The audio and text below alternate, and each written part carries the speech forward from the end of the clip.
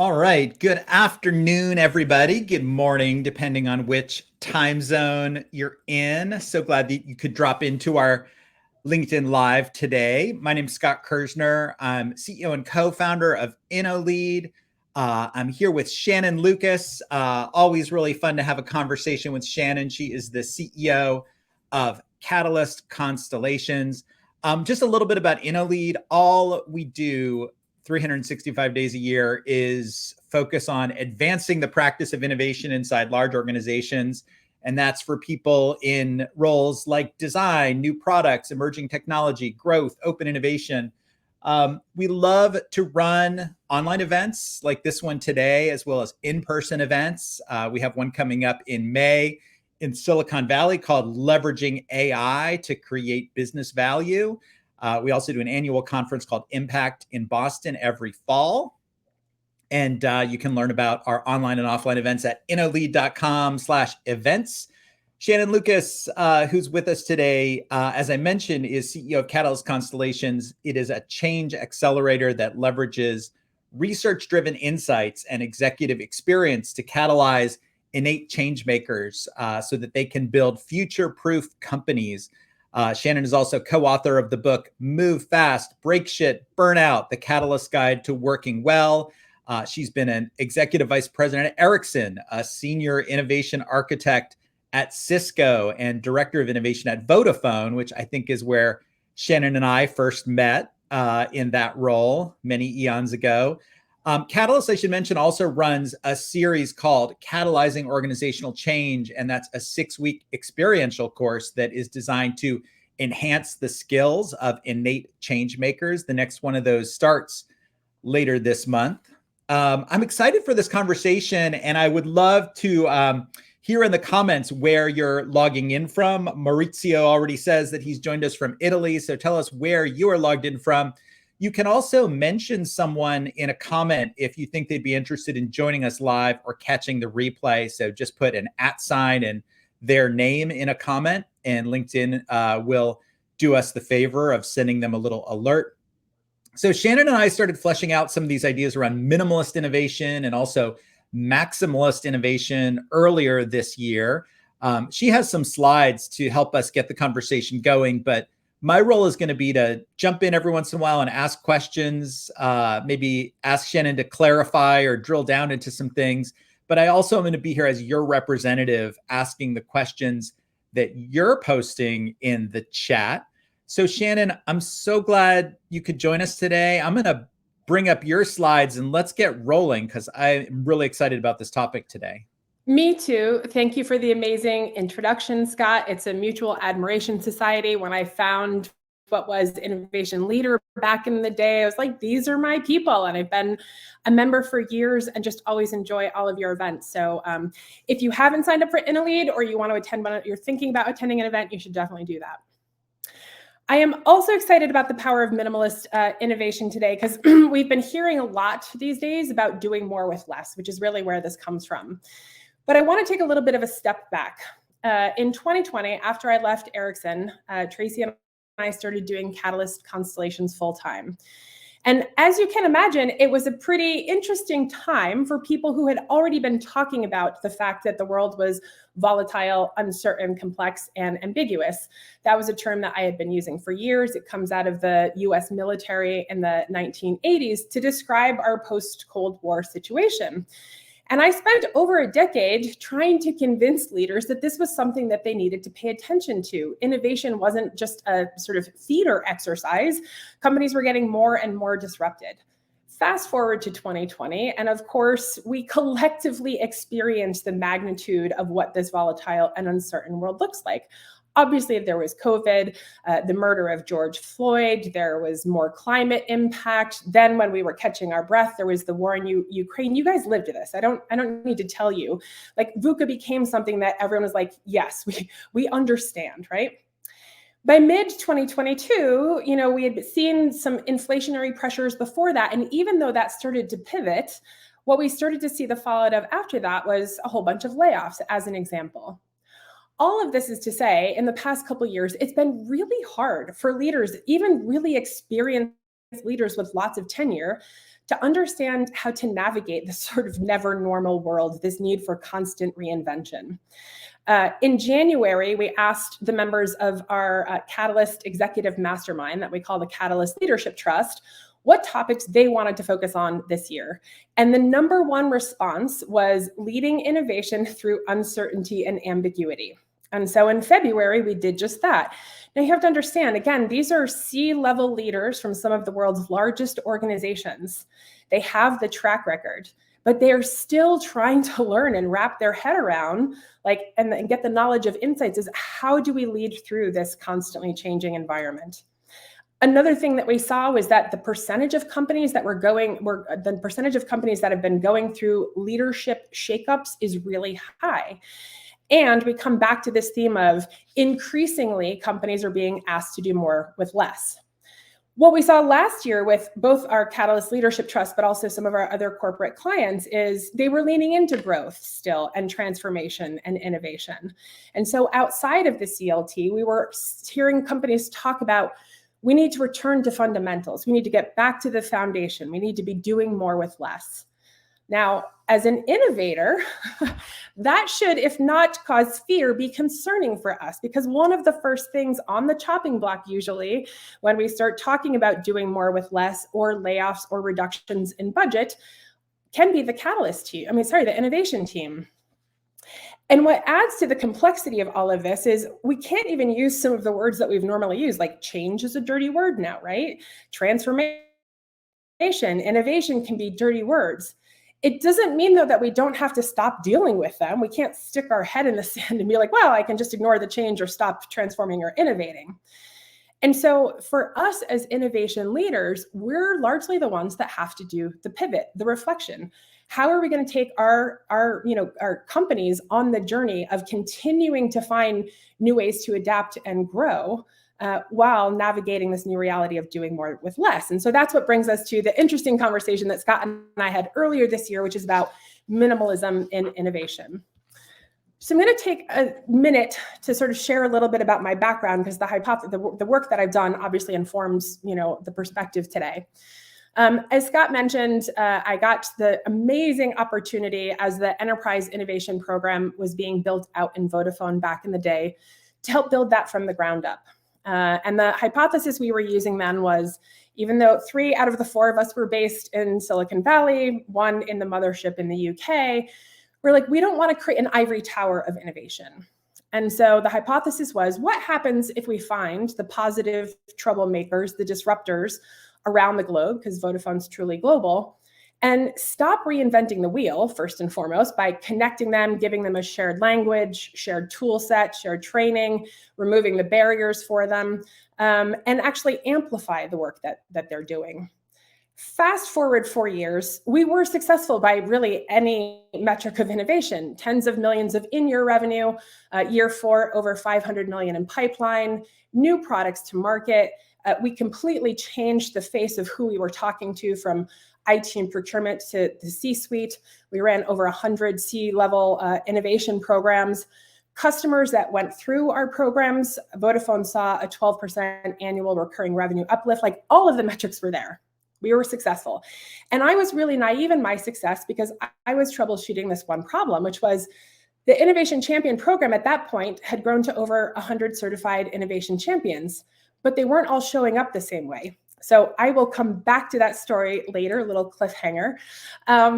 The next hypothesis, though, while I was at Vodafone, we were doing a lot of great things, but I was working on this massive project across Africa with one of our partners, Thomson Reuters, trying to build on top of M-Pesa, which I'll talk about later, to bring financial inclusion to smallholder farmers. And there just wasn't the mechanism for Vodafone to be able to do that at the time. So the hypothesis that I went to Cisco with is, well, what if you had one of the world's best corporate venture capital arms behind you, with arguably the strongest track record of spin-outs and spin-ins, and that's Cisco, clearly. While I was there, I both catalyzed blockchain initiatives, co-creating with the likes of GE, DB Schenker, Intel, Citibank, and also worked on some oncology projects. And we got a number of spin-outs. We got some internal products. Again, successful, but wanted to see the next hypothesis, which was, what does it look like if you own the P&L? And so when Ericsson reached out and I got the opportunity to run the emerging business team, a $150 million P&L focused on non-traditional players, the hyperscale cloud players and the industrials, what does that look like? And so we laid a lot of foundation, crushed the revenue, and also did the foundational work for a couple $1 billion acquisitions. So that's the background. Shannon, can I just jump in here before you get into the next slide and say, you talked about leadership changes a little earlier in your introduction. In your experience, is leadership change kind of one of the things that has kind of, led to de-emphasis or led to changes in your career? Yeah, 100%. I was just talking with a chief transformation officer this morning, and that was part of the thing that we were talking about, is like the person who brings you in, and I was going to talk about this later, but you become the shiny object of that person, and you are the embodiment often of the hope that they have, that they're going to have this innovation capability. There's a lot of reasons why senior leadership change, but that's one of the big things, is that tight connection between those people, especially if it was positive, if it changes, can be really tough for innovation leaders. It's not impossible to navigate, but you are sort of starting over in terms of making the case and bringing them along on the capacity and sort of what you're doing. And I would argue it's on us to understand, I mean, this is part of what we teach Catalyst, is the slowing down, the moving fast, breaking ship, burning out is when we're not intentional. The slowing down and just being like, what does this executive care about? What are the wins for this executive? And how do I pivot to this new culture potentially that they're bringing in with them? Yeah, but that obviously can be very time intensive, right? Figuring out like, okay, let's wait for the new C-level leader to come up with their vision, their strategy, and then let me then figure out how to pivot underneath that.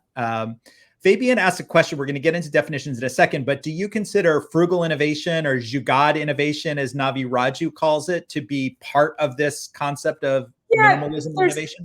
Totally. There's lots of terms out there. And I think it's like the frugal innovation is probably the most similar.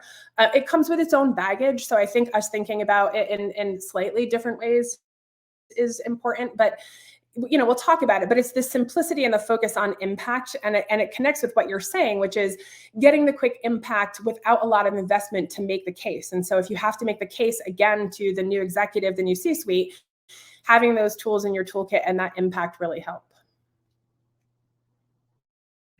All right, let's keep rolling here. Yeah. All right. So all of this is to say, I've tried a lot of things. I've had a lot of failures. I'll talk more about one of them in a little bit. So I love the pivot. As we continue, this is about innovation, and there's a lot of definitions. So this is sort of my mashup definition. It's the intentional practice of developing and marketing new products and services, or the improvement of existing goods and services, sort of traditional new idea, method, or device, right? In order to understand minimalism, though, we have to understand what maximalism is. And so maximalist innovation is about embracing the complexity and abundance as an opportunity to create new solutions. That's largely where a lot of our customers have been in the past few years. It's like everyone's understood we need to invest in the ability to adapt and create change. And so the double click it's the creation of solutions that are like feature rich and bold and designed with an emphasis on maximizing functionality and aesthetics, without often the clear timelines or immediate line of sight to ROI. If we look at minimalist innovation, it's the practice of creating solutions that achieve maximum impact through simplicity and the efficient use of existing resources as much as possible. So it can be the approach to new solution creation aligned with this maximalist philosophy, which is what we're being asked to do right now, right? Is less is more, and advocating for the simplicity along the way, leveraging clarity and functionality and sustainability as things that you're talking about as you're bringing stakeholders along. So let's look at some examples to bring this to life. Probably a lot of you are familiar with either Google X or the Moonshot Factory, as they're now called. A number of years ago, a decade ago, actually, in 2013, they started on Project Loon, which I paid a lot of attention to because it was squarely in the telecom space. And Project Loon was, coming up with an idea that was supposed to be low cost, that would connect the unconnected, like a billion people around the world that didn't have access to mobile telephony at the time. In 2015, one of the people working on Project Loon came up with a sort of TAM of a $10 billion business was their projection for what Loon was going to be capable of delivering. At some point, someone estimates that they were burning about $100 million a year. In 2019, they got $125 million from SoftBank, and the project was shut down in 2021. Doesn't mean there weren't learnings and things that they took away from it, for sure. It's not like maximalist innovation doesn't give us anything, but you can see sort of on the one hand what that might look like. I'm going to talk about, obviously, this is super popular, but it's such a great example. And having worked at Vodafone, I feel really deeply proud of the work that they did here. This is M-Pesa. Pesa means, in Swahili, means money, so mobile money. And Vodafone, who owns a substantial part of Safaricom, which is a local mobile telephony provider there, they started a pilot in 2005. And the pilot was broadly looking at how do you provide financial services to people who are on, not part of the financial service system and have basic telephones, if that, right? And the pilot was really interesting because they realized actually that there were some more foundational things before they got into sort of more financial inclusion from a financing perspective or access to capital perspective. And that was sort of the mobile transfer of money, the repatriation of money across borders or cities or towns or whatever. And so after that quick pilot, DFID, which is sort of the UK version of USAID, and Vodafone each invested $1 million, which is non-trivial, I'll say that. But when you look at the scale that it got after that, so it went from pilot to a small rollout for them paying attention to things like, hey, if we give a nudge and give our users a 5% discount on buying airtime, airtime minutes, the adoption goes up. If we train those agents that you see in the background there more about M-Pesa and incentivize them, adoption goes up. So it was like really small teams paying attention to really big leverage points with really like kind of small inflections, really.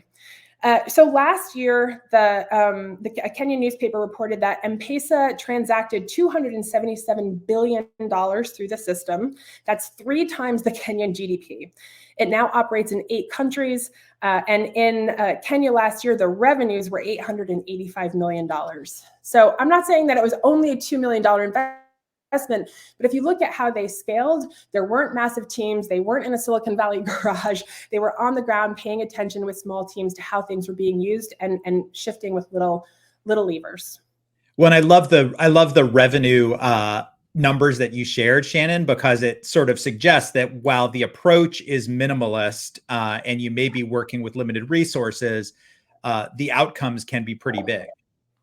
That's the great buildup. Thank you. So the key takeaways are here, start with some hypotheses and some consumer insights, start with a small pilot, get your learning, and then just continue to pay attention. Consider yourself almost always in pilot mode. So you're constantly paying attention to how you can increase scale.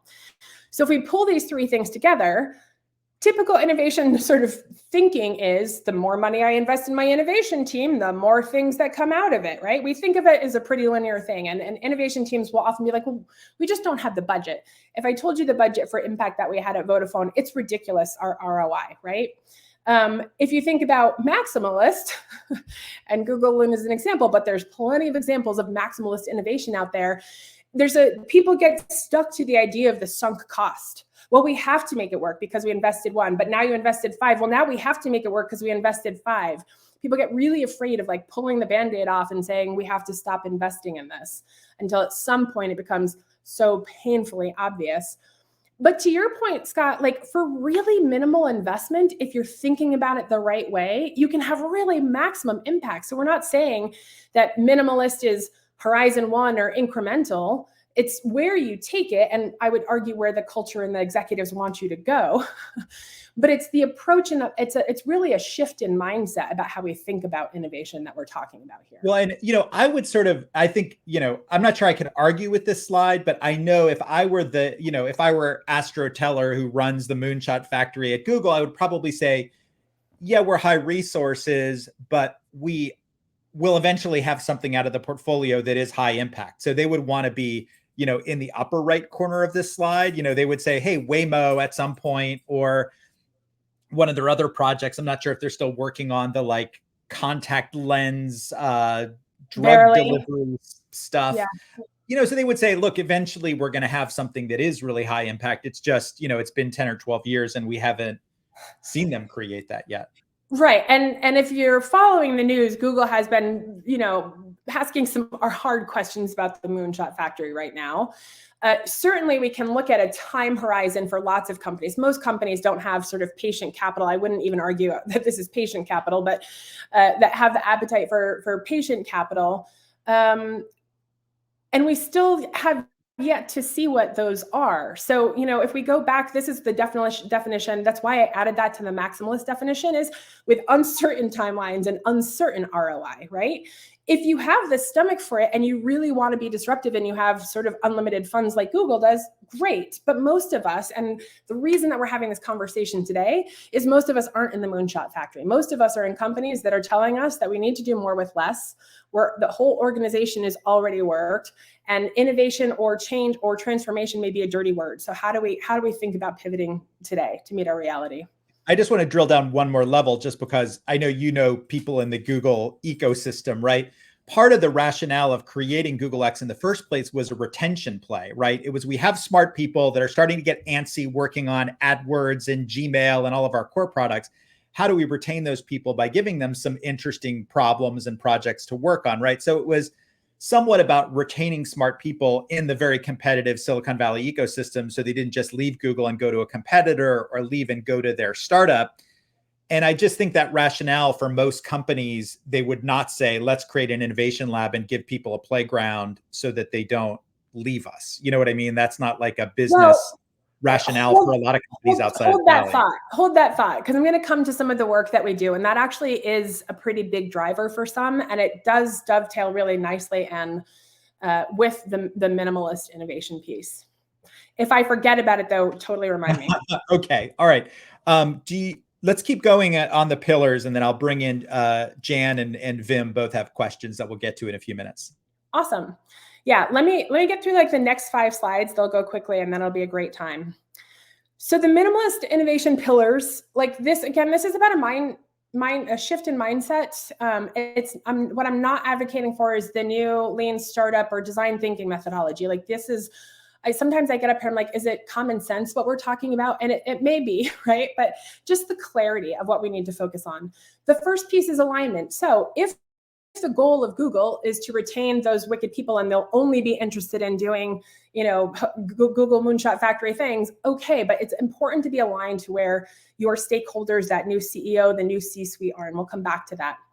The next piece the next piece is the piece that most organizations, in my opinion, fail on. And this is part of the learnings that I'll come back to too, which is you need to pay attention to the innovation curve, which we'll look at, right, from the diffusions of innovation. People across the organization don't have the same relationship to change. And so we need to think about that very intentionally as we're doing any kind of innovation. And then the last piece that we're talking about is this ability to really quickly show results, demonstrate the impact so that you get even more alignment, right? This is where I want to go sideways for a minute before I go to the next slide. And you can even stop showing for a minute if you want. I'm going to go back to the Vodafone story. So the fail that I had 4 years in was that we had those 100 innovation champions. And even though we were crushing it, the thing that I was feeling like a failure about was that I couldn't activate all of those champions the same way. And because we were so successful, I really had every tool in my toolkit. Like the CEO had 3 CEO awards and he saved 1 for our 100-person Catalyst innovation champion team, right? But no matter what lever I turned, dialed, rewards, gamified, all the things, I couldn't solve that problem. And so this is where my now co-CEO and I sort of intersect, because I had hired an executive coach at the time, Tracy Lovejoy, my amazing co-author and co-CEO. She's an ethnographer and researcher by background, and she had been using those skills at Microsoft to help with their innovation efforts. And when she left to become an executive coach and consultant, you're supposed to find your ideal customer profile, right? And as an ethnographer, she couldn't find a demographic or psychographic that described that silver thread of people that she loved working with. So she did an ethnographic study of her favorite clients. Happily, I was one of them. But also serendipitously, I was at the end. So she got to really immediately share out her research on catalysts. And we'll come to what that means, but it described exactly what I was experiencing with the innovation champions, as well as I had gathered these, I call it the Global Entrepreneur Salon. I didn't have a word for it at the time. I had all of these executives in a community, and the same thing was playing out there. And so now we can go back to the slides, and I'll talk about when I understood what a catalyst was, it changed everything. So if we look at the normal change curve from the diffusions of innovation, we have innovators on the left and the early adopters and sort of everyone else. If you're working with a lot of management consultant firms, they'll just come in and they'll be like, here's the change management process. Everyone needs to adopt it, not paying attention to the fact that some people are stoked about it and some people would rather go back to bed. And so what we know from our research is that we kind of use the word catalyst because not everyone is specifically innovating. They're in lots of different roles, as you'll see. But any given organization has between 5 and 11% of catalysts. And so the goal is to identify these catalysts in your sort of minimalist thing. If you can just identify these people, you heard my story, it was that 30% at Vodafone that were really delivering all those results. If I could have doubled that 30%, I think I would have 10x the impact for the organization. And so the goal is to identify them, activate them, and then give them the skills to bring the early adopters along to take out a lot of that resistance that we know happens. So what is a catalyst? You guys know the classical definition. It's a person or a thing or event that quickly causes a change or an action. Our definition is that they're change makers with this unstoppable drive to action, brimming with ideas to make the world better. The things that we get called we'll embrace them. We'll be like, yeah, I'm a disruptor and a troublemaker, but they're not always meant sort of from the kindness of people's hearts. Sometimes we are just disruptors and troublemakers, right? We can be accelerators, change makers, etc. What's interesting about the research is if you look at the picture on the right-hand side first, the Innovation Champion program was made up broadly of change agents. They were people who raised their hand. They were excited about it. I don't want to say that they weren't doing things. They just weren't doing things as fast or with as much impact as the smaller subset. And the smaller subset is the ones that we call catalysts. It's not an option, people can choose to be a change agent.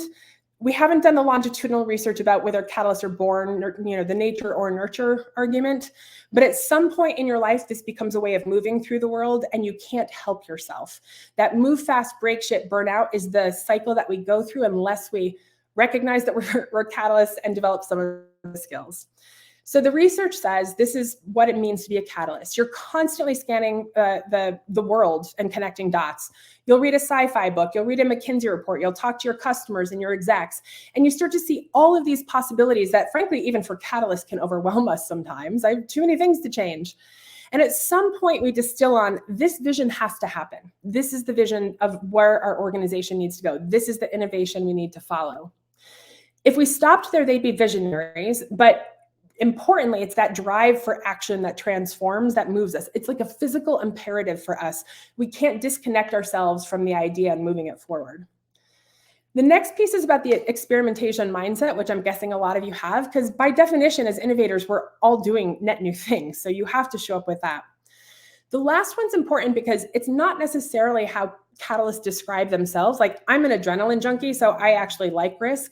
Tracy's a researcher. She wants more data, et cetera. So she is sort of a more considered catalyst. But this one is about how people describe us. They're like, ooh, those women look like they're risk takers and comfortable with ambiguity, right? For us, when you tell a catalyst that, they'll be like, no, it's risky not to do this thing. That's the big flip for people. Is if our organization doesn't embrace innovation and start to move us forward, we're not gonna thrive. I want to connect it to, there's an amazing article that I hope Sebastian can put in chat for us. It came out at the end of last year, which is about harnessing your network. So just to reinforce, multiple places of research are landing on the same place.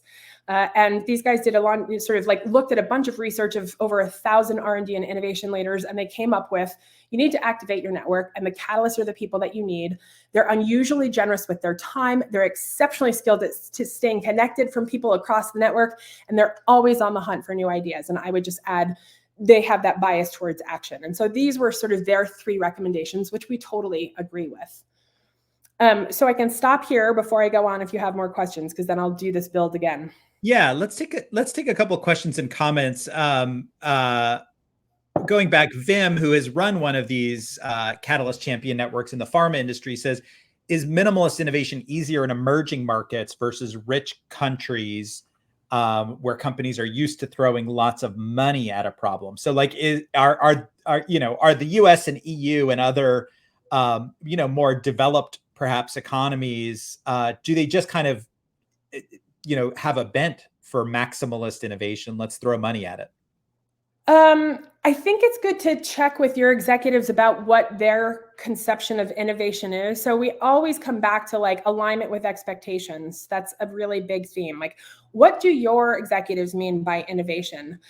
I would argue, and to a large extent, we did minimalist innovation at Vodafone, and it was incredibly successful. I would argue if you can, with a quarter of the maximalist budget, show more impact faster, there's no executive that's going to say no to that. They'll be like, do more of that.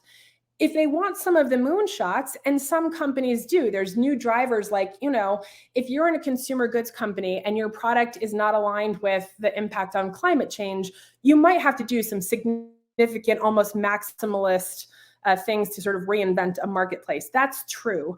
But this conversation is really about where we are in this, the economic uncertainty where leaders don't know how to lead. And so if that's true, you'll always win with the minimalist one. The minimalist one might actually buy you license to do the maximalist one at the end of the day. I mean, timeframes, you kind of touched a little bit on this earlier, but just looking back and saying, okay, Google X was created in 2010. We're here now in 2024. And so, is that a time frame that would align with a lot of C-level leaders? Right. Maybe in the pharma industry where you're used to developing drugs over 8, 10, 12 years, maybe in energy where you're used to building lots of infrastructure over that period, but not a lot of other industries. That's right. And I would argue actually, with the microtization of the energy system, like even those industries are getting disrupted, right? Like we have a customer that's in the satellite industry and they thought they had eternal timelines, and then SpaceX came out of nowhere and like, oh, whoops. Not aligned. Okay. Right. So I'm going to go. One other question here I'd love to touch on. Are there some tips you have to increase the risk appetite of your leadership before ROI proof is available? I'm big on always having metrics. So the first metric we had the first year at Vodafone, as an example, was how many C-suite people we've talked to and what they're saying. So when you're bringing an idea, something that you're trying to get buy-in for, and it's so classical. You could be inside and have the deepest expertise and insights, but if it's because Shannon said so, you're not likely to get sponsorship. If it's like the top CEOs of our largest customers, or of our top customers said that this is the direction their business is going, those things start to buy you. And so you see on here like the sort of the linchpin is the demonstrable and fast impact that you can articulate. I'd be careful though about the opening them up to risk. If you go back to the change curve, and if you lay in like the Kubler-Ross relationship with grief or the trans-theoretical model of change takes time. And not everyone is on the same, we're not, literally, there's a distribution curve. So understanding where your execs are on that distribution curve. And one of the things that we, counsel Catalyst to do is like, look, if you are into disruptive innovation and your CEO is to the right-hand side of that middle line, find a new job. Like you're going to burn yourself out. You'll be able to make incremental innovation potentially, but you'll be frustrated because you'll see the places that you could take it that you're never going to get support for because they just don't have that relationship with change. You're on mute, I think, Scott. I see you talking, but... Oh, I know. It has to happen at least once during every meeting or webcast. Let's just take one more question and then get to, I think you have 2 or 3 last slides here. Yep. How are you thinking about how AI is going to impact this type of work, especially as it comes to ideation and validation of ideas? Great question, Vincent. Okay, I already asked ChatGPT to marry me, and they said no. But I think that AI in general is going to, we start talking now outside of corporate innovation about like the number of one-person unicorns that might happen. And I know Sam Altman is bullish about that, and that might be a little bit hyperbolic, but it does really decrease the barrier to entry for so much stuff. So if you're an innovation team and you're not using it on both sides, I would say on the input into your innovation process and on the output of, if you're not using AI in what you're actually innovating, in a lot of cases, you're going to miss the boat. So I think it's massively disruptive in some cases in a good way. Now, if we talk about the existential case for humanity and singularity, we can have a different conversation about like where this is all going ultimately. But in the like short to medium term window, I think there's a lot of upside for humanity and certainly innovation teams. All right, I love that. I want to talk more about it, but let's get through a couple more slides and then go back to Q&A. You guys have already started to ask these questions, right? So what does alignment mean? If you're not aligned with the C-suite in all of the ways that we were just talking about, like their appetite for innovation, what their experience is it a new one that you have to re-bring on the journey with? You guys get it. If you're not aligned with the strategy, right? Like, and I've seen too many times, and I've been guilty of this myself, like if you don't know deeply the corporate strategy, you're missing, you're gonna fail. I mean, you might get incrementally far, but you have to be aligned with the strategy. You can inform the strategy, but you have to be aligned with the strategy. And the biggest piece is culture. So like the McKinsey 70% of transformations fail, like I would argue that's really the biggest reason is you have to think deeply about the cultural context. The next one is identifying your catalyst. So when we think about the change curve, my argument is to ignite your catalyst first and then bust the silos wide open across the organization. That'll decrease the resistance, goes back to the shared language skill set, all of that. Engage your customers. I often say like ask for forgiveness for that one because there's a lot of salespeople who won't let you. But if you bring them the CIO of the company that they never talked to before, like they're gonna be stoked in the end. And the focus with Catalyst and all of that on creating shared value. That is what Catalysts are really good at in that dot connecting. All of this creates momentum, right? So you get momentum to ignite the Catalyst because you have C-level support. The Catalysts are doing heroic work in bringing new ideas. And then we want the Catalyst to really quick get to what's the business impact? Is it upskilling? Is it employee engagement? So Scott, this goes back to your thing. Actually, a lot of organizations, and this is what we do with them, is identify, this becomes both a retention, a hidden talent endeavor, and an engagement endeavor. When you're identifying what I would call the most important new level of high potential people in your organizations, which are catalysts. So like one company as an example, when we curated their cohort of catalysts, the ELT, the executive said 60% of the people that we curated were hidden talent. Another program in just 6 weeks of going through the class that he was talking about saw a 13% in employee engagement. So those actually might be reasons, but without the business impact, you're not going to get to cohort 2, right? But all of that gives you the momentum because then the execs are standing up and going, you increased employee engagement in a time of like the silent quitting, and you've upskilled while driving business impact, and this virtuous cycle just continues. All of this is about, and this goes back to the HBR article, finding the catalysts the catalysts are everywhere. There's HR catalysts, there's marketing catalysts, there's even finance and legal catalysts, believe it or not. You have to find them. And when you find them, this becomes the final accelerant of connecting them all. And I'll leave you with this, which is none of this is a straight line. So you look at that chart for minimalist innovation going straight up. That's not how it goes. We call this a game map, right? And slowing down to just be really intentional. What have I learned? If I'm encountering resistance as I'm starting to invite new stakeholders in, did I really clarify the appetite for change at the beginning? And this becomes the skill that becomes the lubricant for that momentum of the virtuous upward spiral. And it doesn't take a lot. These are skills that you can learn in 6 weeks. And so with that, as Scott mentioned, the class is coming up. And there's amazing companies. You get to be in partnership with catalysts from some of the world's most interesting customers or companies that have done lots of different types of innovation.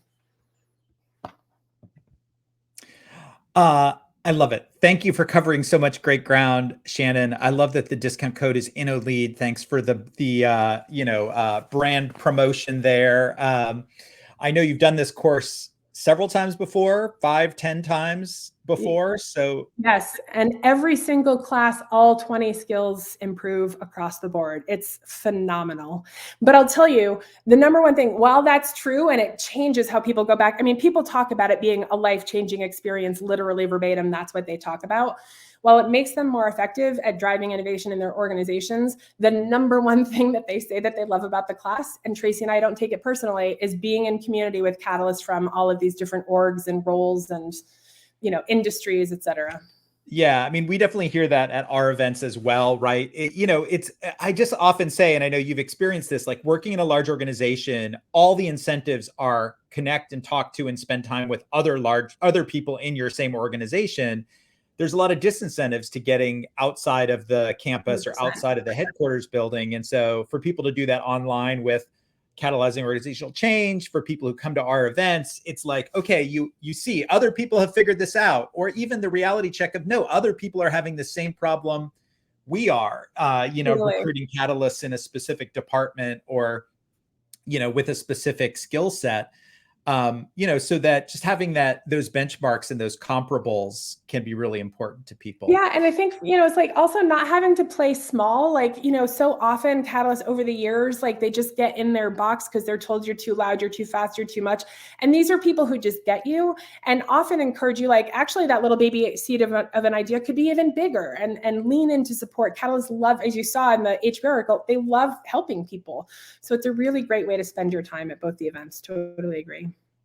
I want to go back to a couple things. First of all, Keith wants to know about the blend of effort and time on running experiments and building stuff versus helping those non-catalyst change agents, come along with your project. And I think the question is really about, if you try to turn everyone into a catalyst or everyone into a supporter of your program, it eats up all your time, and all you're doing is having meetings, sometimes with people who are just never going to get off the fence and never going to, give you resources, help, Totally. introduction to customers. It's such a great question. So we talk about that in the class. So as you're going along, you'll see, so, we talk about doing a listening tour at the beginning. The listening tour, you're like, okay, I have a vision. I need to do some more scanning. I need to, understand the appetite for change. I need to make sure I can clearly articulate the vision that's, again, contextually relevant. But also what you're listening for there is what we would call a network map. And it's one of the tools we actually use in the class. And in the network map, you have to identify, obviously, like the decision makers, because if the decision maker's not on board, and if that's the CEO, then why bother, right? I mean, you could troubleshoot that resistance for a little bit, but I wouldn't do it for long. But as you're going around on this listening tour, you're identifying the supporters, the fence sitters. There's another HBR article that we can send out after that I wish I had read 20 years ago, again, about that intersection of network and change. Like if it's really disruptive change, how do you handle the fence sitters versus if it's sort of more incremental? But I totally agree with you. You have to be laser focused with your time. And so all of this is just slowing down a little bit with some really, like, we don't care. You could use an Excel spreadsheet or a Miro board for your network map. I don't care how you do it. But what you're paying attention to is, who are the early supporters? What do I need to give them? And who am I not going to waste my time on? Now, that HBR article that I shared here is, you do have to bring in divergent thinking. You're not just going around asking everyone, do you agree with my idea? And they say yes, and you get them on the train, right? And at some point, you have to do a feedback. So we go from a listening tour to a co-creation tour to a feedback tour. The feedback tour is where you come back to the resistors and get the red flag. Like, everyone in the organization, including the CEO, has agreed with this. Is there any other thing that you have to say? Speak now, forever hold your peace, right? But I love that intentionality about who you're spending time with. And as I said, this also looks linear. This looks more linear than, sort of the graph that I showed you, or it looks less linear than the graph that I showed you before. But as you see, there's multiple loops in here. So you might have to go through that several times where you're bringing data to the next round of people. The goal is to activate, though, the early adopters, and not do all the energy lift on your own. Love it. Thanks for tackling that question. There's also a question, and I'd love to put this back to you, Vim, about what are some specific minimalist innovation skills? It does seem like there's kind of an overlap here when we talk about lean startup, when we talk about, prototype, don't PowerPoint, just all of the ideas around how do you put something in front of build something you could put in front of a customer and potentially get some early data and early revenue. That, those practices go by lots of different names. I agree totally. So, like, obviously have experience with a lot of different innovation methodologies. I think for me, and I mentioned this before, just the shift in mindset, which is connected to those things. And if you're working with them, you may have already embraced, but this isn't it isn't a program. It isn't a methodology. There's not really specific tools as you hear. It's just slowing down a little bit and bringing the intentionality to read the room, right? And make sure at every point that you're starting to get enough data points to make that virtuous momentous circle go around. I've seen innovation teams, ours included back in the day, be like, lean startup, and we'd bring it into the Vodafone office, and then we might train our 100 innovation champions on it, but it wasn't crossing the chasm into the rest of the organization, right? Or we weren't doing it aligned enough with either the strategy, the CEO, or the culture, frankly. So these are also just learnings for me of like the human element. I talk a lot about, we have to do the emotional labor of change. And bringing that intentionality with you without burning out, I love the last question, is one of the differentiators for me. Maybe one last thing to touch on, just because Vincent brought up AI earlier. I think there may be two dimensions of AI to discuss. Like, first of all, AI tools are amazing if you're focused on minimalist innovation, right? It's like, okay, I can go to, a free or inexpensive site that's going to design a logo for me, or design a wireframe of my mobile app, or create code using GitHub Copilot, right? So it feels like, man, there's a whole bunch of free open source and just low cost SaaS tools for building stuff. But the other thing is, like, when you, maybe we'll bring back the slide, of early adopters and innovators and the majority.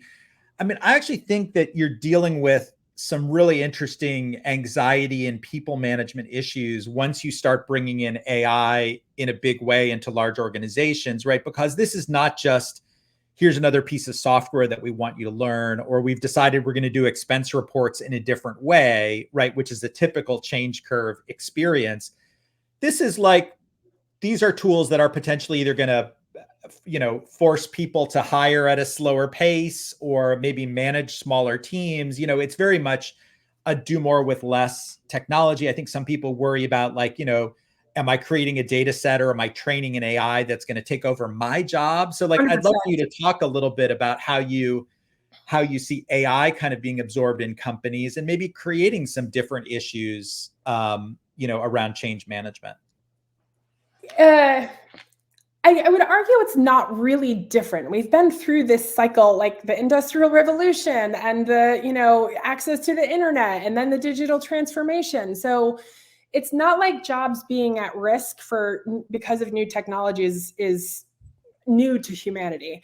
I would argue the scale and the speed of it is part of what causes a lot of the fear, partly because there isn't a lot of time for the reskilling or the landing in a new area, right? And it's so funny, like, I did a Catalyst happy hour when I was in Berlin, and we had a couple creatives there, and I was arguing, I was like, one of the places that it's going to be most impacted fast, exactly to your example, Scott, is that. And they're like, no, they're not really creative. They're increasing like BS metrics on LinkedIn, blah, blah, blah. The next night I went to a dinner, and this guy was a creative, and he's like, I've completely pivoted. I'm helping startup people land in Berlin because like my clientele has gone away, like, overnight. I think you have to recognize whatever the change is, you have to recognize the emotional journey that people are going on. So whether that's AI or just the layoffs because people were in this moment of transition because the macro economy, the more that you can bring your human-centered approach, your empathy, and help people think through the process. There's no magic bullet. People are going to lose jobs. That's true.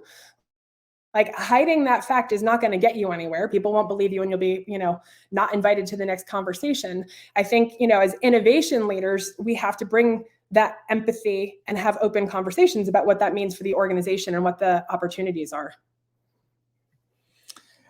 There's a great question. Fabian has posted a lot of great questions and comments in the chat.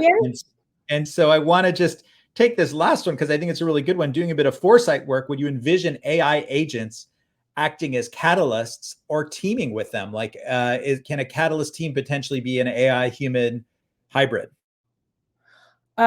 I do think that that's going to be like, not just for Catalyst. I think we're going to have AI augmentation for the things that we do. It makes everything faster, better, cheaper. If you guys know sort of like the outputs you get from traditional search engines versus some of the new ones, like it's more helpful, right? The important part, and this is an interesting thing for Catalyst, is the emotional reaction to change that I spend so much time talking about is not going away. So until we have our AI overlords, which may happen, we have to engage people on this emotional journey. And I think that's the value. So doing the dot connecting, coming up with the format for your workshop, like there's a lot of inputs that you can do, but you sitting down with the people who are in charge, first of all, understanding the C-suite's appetite for change, that's an inherently human thing that I think is going to take a long time, if ever, for AI to catch up with us.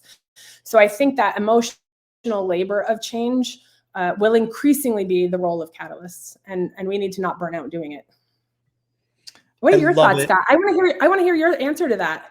Well, no, I think we're on the precipice of a really big change in how innovation gets done. And also, as Fabian is suggesting, like how people manage teams and form teams. And every day there's something that stretches your brain in a different way, where someone shows you like, hey, I've chained together these 4 AI tools, and one is fact checking the other, and the other is going out to the internet, and the other is designing everything into a PowerPoint. I mean, so I feel like giving people the time to keep up to speed with it. That's right.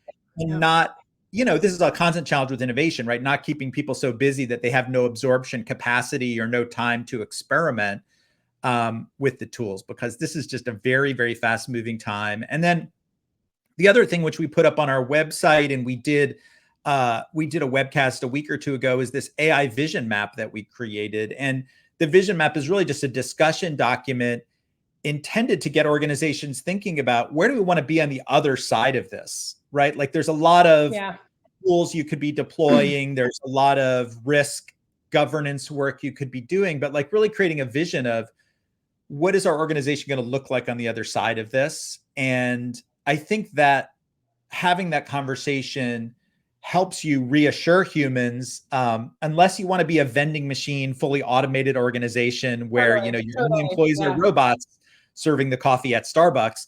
It really helps people see that, like, hey, there is a role for humans here in the future, and here's what we think it's going to be, as opposed to just letting people swim in all this uncertainty and anxiety for the next 2 or 3 years. And one day they get called into the meeting that says, you're going to be #open for work tomorrow. Or the other kind of meeting, which is like, you're going to be managing a fully, much smaller team that's going to be AI enabled. So I definitely think it's as you said, really, really wonderfully, it's a challenging time for leaders.